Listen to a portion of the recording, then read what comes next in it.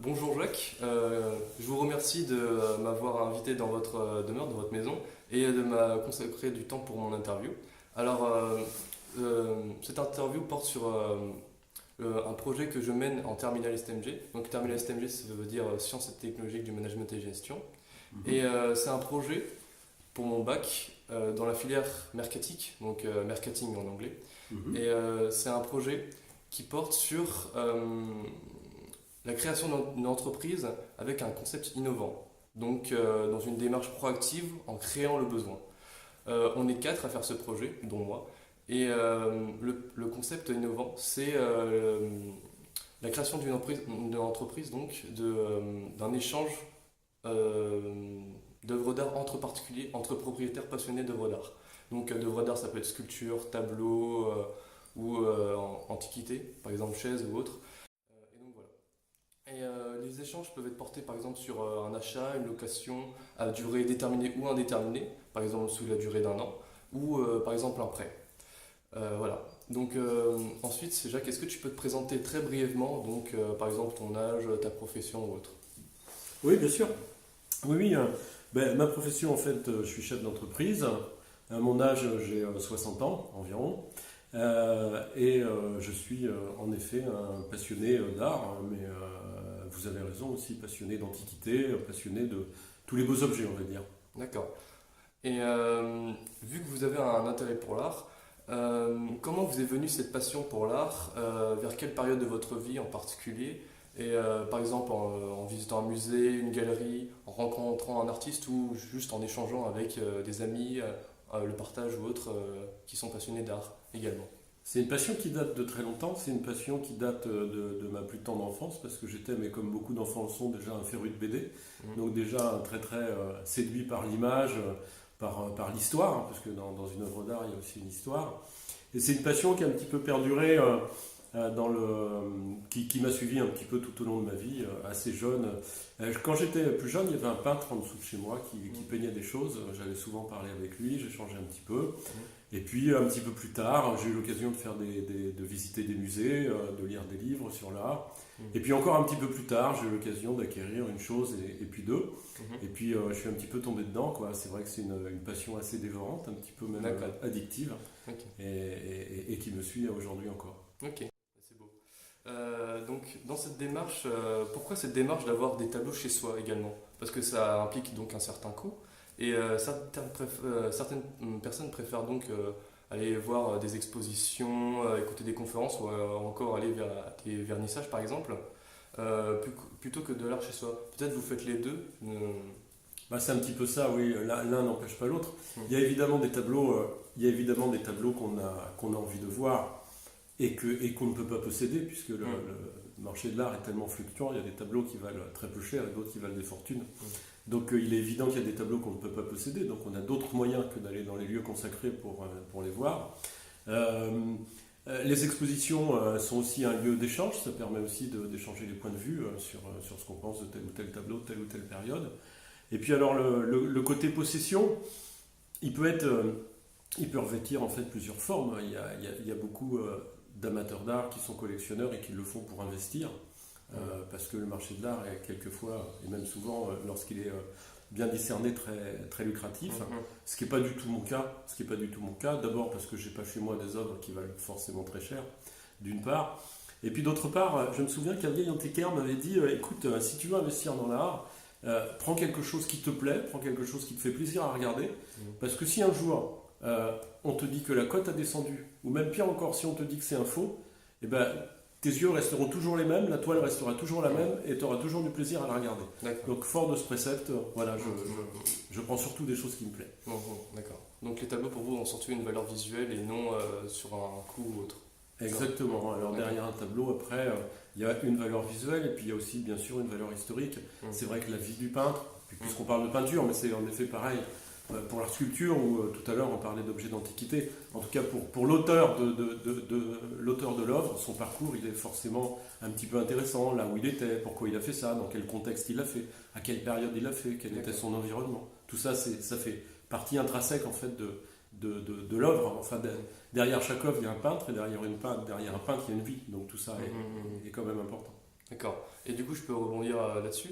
Est-ce que vous avez une période préférée, un mouvement de prédilection, un style particulier ou un peintre que vous affectionnez particulièrement Oui, alors des périodes préférées, bon, là, évidemment, j'aime un petit peu toutes les périodes, parce que c'est vrai que si on s'en réfère, par exemple, les grottes de Lascaux, là, les peintures sont absolument magnifiques. Si on parle, c'est vrai que la Renaissance italienne, c'est superbe aussi. C'est vrai que tous les avant-gardistes, c'est bien aussi.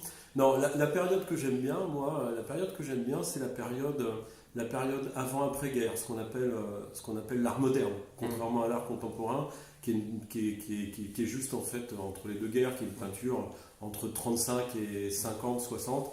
J'aime bien cette période-là. Et notamment, j'aime bien une période, moi je trouve absolument magique, qui est la période de Montmartre, là où Picasso d'ailleurs est né, et où c'était un espèce d'aéropage de peintres, de sculpteurs, d'échanges. Quand on pense à cette petite butte Montmartre, en fait, qui à l'époque était plutôt une carrière et qui était habitée par les peintres parce qu'elle était très très peu chère à la location, et ils vivaient dans des taudis, etc.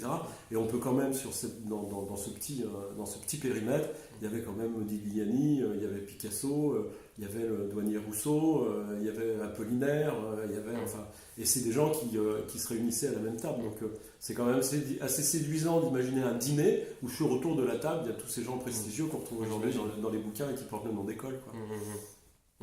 C'est passionnant. Et peut-être un artiste chez vous que vous avez...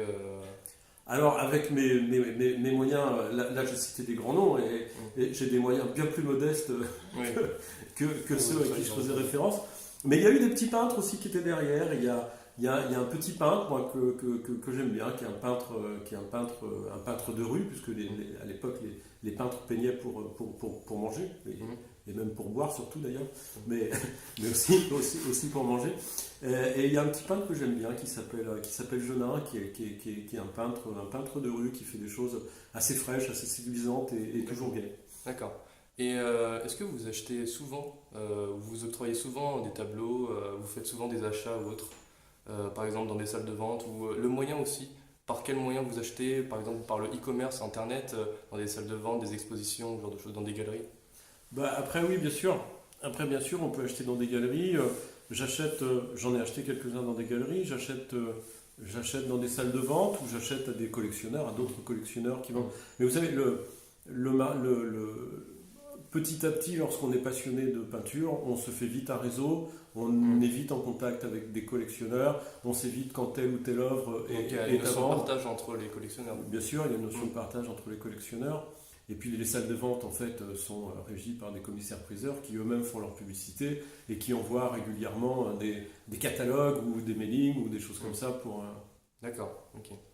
Et donc on a bien vu que tu choisissais tes tableaux par ta sensibilité, tes goûts artistiques et non par des critères spécifiques. Donc pas par le coût ou ce genre de choses. Non. C'est vraiment tu es appâté par la valeur visuelle du tableau. Enfin c'est surtout des tableaux que vous octroyez plutôt que un autre genre, enfin par exemple des authentiquités ou des sculptures. Oh non, alors oui, il y a des tableaux certes, mais non, j'aime bien toutes les vieilles choses, j'aime bien tous les vieils objets, donc j'adore chiner, j'adore fouiner. Ce qu'il y a de bien aussi dans la possession, parce que tout à l'heure vous me demandiez ce qui est intéressant aussi, c'est de les traquer, de les chercher. C'est un petit peu une chasse au trésor, quoi. Avec encore une fois des trésors avec des moyens limités, mais un petit peu. Donc je suis aussi très très fanat des brocantes, des choses comme ça. Ouais. D'accord. Ok. Et si je vous propose par exemple notre site Richeez, parce que c'est le nom qu'on a décidé d'octroyer à notre entreprise, est-ce que les échanges d'œuvres ou juste que Richeez vous prête un tableau pour une durée indéterminée vous intéresserait-il? Alors oui, ce qui est intéressant dans cette démarche, alors il y a effectivement quelques alignements à faire. Ce qui est intéressant dans cette démarche, c'est que ça permet déjà, un tableau c'est visuel.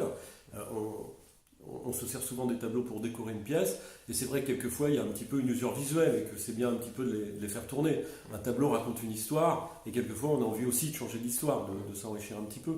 Donc dans cette mesure-là, c'est intéressant. Ce qui est intéressant aussi, on en parlait un petit peu avant, ce qui est intéressant c'est l'échange. J'imagine que via votre site, lorsqu'on échange un tableau, on échange un tableau qui correspond à des choses qu'on aime, à des émotions qui peuvent aussi se partager par votre site.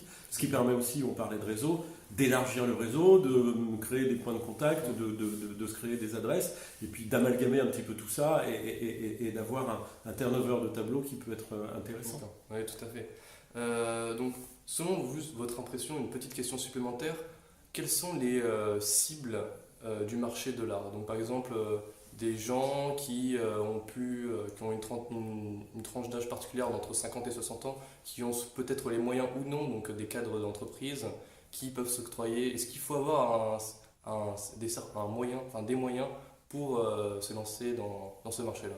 Alors, c'est une bonne question parce qu'il faut vraiment faire le distinguo entre l'art et le marché de l'art. Dans l'art, l'art est visible et appréciable par tous. Les musées sont ouverts, sont pas trop chers. Le marché de l'art, c'est différent, ça veut dire qu'il faut l'acquérir. Donc ça veut dire que quand même, il faut un petit peu débourser d'argent. Donc nécessairement et mathématiquement, le marché de l'art est plus ouvert à des gens à des quadras, à des quinquas, qui ont commencé un petit peu à gagner de leur vie. Donc de façon mathématique, oui, la cible est plutôt quadra quinquas. Mais par contre, vraiment, l'art d'une façon générale, où on parlait tout à l'heure des brocantes ou des choses comme ça, il y a des petits objets qui ont une histoire qui sont très très intéressants et qui ne sont pas chers du tout. La démarche est absolument la même. On n'a pas besoin de dépenser une fortune pour s'intéresser une période à un objet ou un tableau. D'accord. Et par exemple, une sculpture ou autre, est-ce qu'il y a aujourd'hui, actuellement, un mouvement qui est en vogue, par exemple l'art asiatique ou ce genre de choses, qui appâte en ce moment le marché, actuellement? C'est vrai qu'il y a un petit peu des modes, il y a des modes qui émergent un petit peu.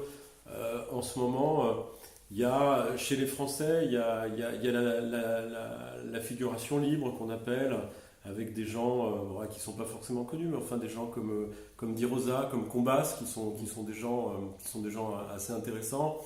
Il y a évidemment, alors là on va se parler de sommes très très au-dessus, mais des gens comme Jean-Michel Basquiat, qui avec des rétrospectives, enfin qui correspondent à des valeurs en fait, qui ont une peinture qui est à la fois narrative, puisqu'elle parle vraiment des révolutions industrielles, mais qui est très décorative aussi, parce qu'ils y mêlent beaucoup de logos de marque, de choses comme ça.